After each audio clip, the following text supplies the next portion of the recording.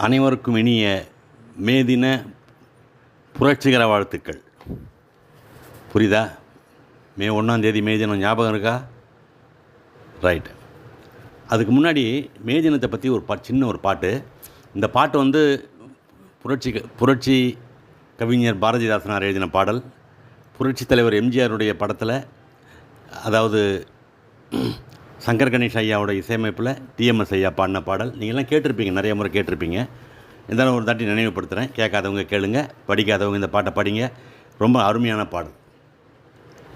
சித்திரச் சோலைகளே ஊமை நன்கு திருத்த இப்பாரினிலே, சித்திரச் சோலைகளே ஊமை நன்கு திருத்த இப்பாரினிலே, முன்னர் எத்தனை தோழர்கள் இரத்தம் சோரிந்தனரோ உங்கள் வேரினிலே.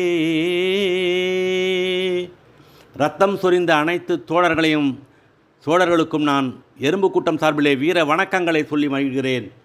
தாரணியே தொழிலாளர் உழைப்புக்கு சாட்சியம் நீ என்றோ. இந்த உலகம் இன்று தலை நிமிர்ந்து வாழ்கிறதென்றால், தொழில்நுட்பங்கள் இந்த உலகம் இவ்வளவு தூரம் வளர்ந்திருக்கிறது என்றால், ஏகப்பட்ட தொழிலாளர்கள், கோடிக்கணக்கான தொழிலாளர்கள் நேரம் காலம் பார்க்காமல் உழைத்ததனுடைய பயன்தான். ஒரு முறை 8 மணி நேர வேலைக்காக சிகாகோ நகரிலே ரத்தம் சிந்தினானே, அந்த தொழிலாளர்களை எல்லாம், மேதின தோழர்களை, மேதின தியாகிகளை வணங்கி மகிழ்கிறேன். அவர்களுக்கு வீர வணக்கம் செலுத்துகிறேன்.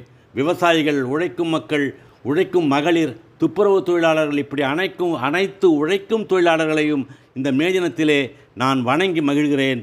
என்னுடைய எறும்பு கூட்டம் வணங்கி மகிழ்கிறது. அதாவது இப்போல்லாம், நான் என்ன பண்ணேன், ஒரு ஆர்வமாக எங்கள் வீட்டில் உட்காந்துட்டு ரத்தம் கொட்ட போராடிய 8 மணி நேர வேலை. அங்கேருந்து எங்கள் வீட்டில் எங்கள் அம்மா, எங்கள் வீட்டம்மா, எங்கள் மருமக 2 பேரை வந்து கேட்டு நிற்கிறாங்க. எல்லாரும் நிற்கிறாங்க. உலக தொழிலாளர்களே ஒன்று சேருங்கள் என்று உணர்ச்சி வசப்பட்டு பேசியிருந்தேன். அப்போது என்னை பார்த்து எங்கள் வீட்டம்மா சொன்னாங்க, தோழரை கொஞ்சம் இருங்க அப்படின்னு சொல்லிட்டு வந்து சொன்னாங்க. சொல்லுங்கள் அப்படின்னு சொல்லிட்டு சொன்னாங்க. அப்போ வந்து ஒரு முக்கியமான ஒரு கேள்வி கேட்டாங்க.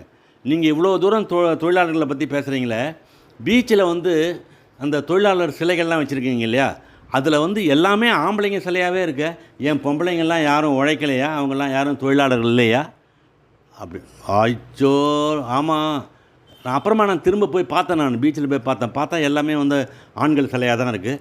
அவங்க கேட்கக்கூடிய ஒரு நியாயமான ஒரு கேள்வின்னு சொல்லிவிட்டு இதை நான் புரிஞ்சுக்கிட்டேன். அப்புறம் இன்னொரு விஷயம் வந்தாங்க. இப்போ நாங்கள் வந்து வீட்டில் நாங்கள் இருக்கோம். நிறைய வந்து நாங்கள் வந்து அலுவலகத்துக்கும் போகிறோம்.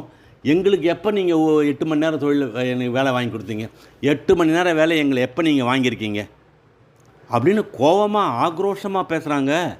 நான் வந்து அவங்க சொல்கிறாங்க, அடிக்கிட்டே வராங்க பாருங்கள். காலையில் வாசப்பறிக்கி கோலம் போடு தெரு கூட்டும்போது நாங்கள் வந்து முறவாசல் தொழிலாளி, அடுப்பங்கரையில் சமையல் பண்ணும்போது சமையல் தொழிலாளி, வீட்டு துணிகள்லாம் நான் துவைக்கும்போது நாங்கள் வந்து சலவை தொழிலாளி, அதுக்கப்புறம் வந்து பரிமாறும்போது நாங்கள் ஹோட்டல் தொழிலாளி, 10 பாத்திரம் தேய்க்கும் போது வீட்டு வேலை தொழிலாளி. இதுக்கு நடுவில் நாங்கள் அலுவலகம் வேறு போய் வரணும். அங்கே எத்தனை மணி நேரம் வேலை செய்யணும்னு எனக்கு தெரியல. இப்போல்லாம் 8 மணி நேரம் வேலை எங்கேயுமே இல்லை. எல்லாமே 10 மணி நேரம் 12 மணி நேரம் ஆகிப்போச்சு.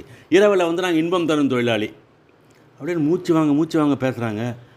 அப்புறம் வந்து இன்னொரு விஷயம், அவங்க பேசிகிட்டே இருக்கும்போது அங்கேருந்து என்னுடைய மருமக ஓடி வந்து இருங்க நான் இன்னொரு கேள்வி கேட்டுறேன் இவரை அப்படின்னு சொல்லிவிட்டு, மனைவிமாரெலாம் வந்து பிள்ளை பெற மருத்துவமனை பகுதி இருக்குது பார்த்தீங்களா, அந்த ஹாஸ்பிட்டல் ஏரியா, அந்த டெலிவரி குழந்தை பிறகுற ஏரியா, அதுக்கு பேர் வந்து லேபர் வார்டா. நாங்கள் என்ன லேபர் ஐயா நாங்கள்? ஐயா சொல்லுங்கள், தோழரே சொல்லுங்கள் அப்படின்றாங்க என்கிட்ட வந்து.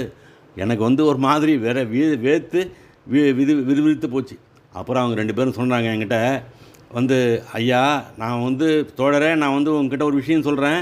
நீங்கள் வந்து நான் உங்ககிட்ட கேட்குறதெல்லாம் வேறு ஒன்றும் இல்லை, பெண்கள் எங்களை பாதுகாப்பாக நடத்துங்க, பாதுகாப்பாக வச்சுக்கோங்க, நாங்கள் பாதுகாப்பாக எங்கேயாவது போயிட்டு வர்றதுக்கு வழி பண்ணுங்க, மரியாதையாக நடத்துங்க,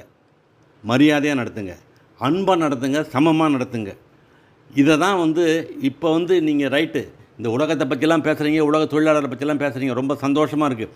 ஆனால் நீங்கள் நம்ம வீட்டில் இந்த மே தினத்தில் நீங்கள் ஒரு சபதம் எடுத்துக்கணும். என்னன்னா, நாங்கள் வந்து பெண்களை சமமாக நடத்துவோம், பெண்களுக்கு மரியாதை கொடுப்போம், பெண்களுக்கு பாதுகாப்பாக இருப்போம் அப்படின்ற சபதம் எடுத்துங்க. அப்புறமா சொன்னாங்க, பெண்களே நீங்கள் வந்து ரௌத்ரம் பழகுங்கள், உங்களை ரௌத்ரம் பழகுங்கள். ரௌத்ரம் பழகினமானதான் நம்மளால் வந்து இந்த வரக்கூடிய காலகட்டங்களில் நம்மளால் தைரியமாக நடக்க முடியும் அப்படின்னு சொல்லிட்டு அவங்க வந்து ஒரு அறிக்கை கொடுத்தாங்க. இதெல்லாம் கேட்குறது எனக்கு ரொம்ப சந்தோஷமாக தான் இருந்தது. இதே தான் நான் வந்து இந்த எறும்பு கூட்டத்தினுடைய ஒரு வேண்டுகோளாகவும் ஒரு சங்கல்பமாகவும் நான் எடுத்துக்கிறேன். மீண்டும் மீண்டும் மீண்டும் மீண்டும் வீர வணக்கம், வீர வணக்கம்.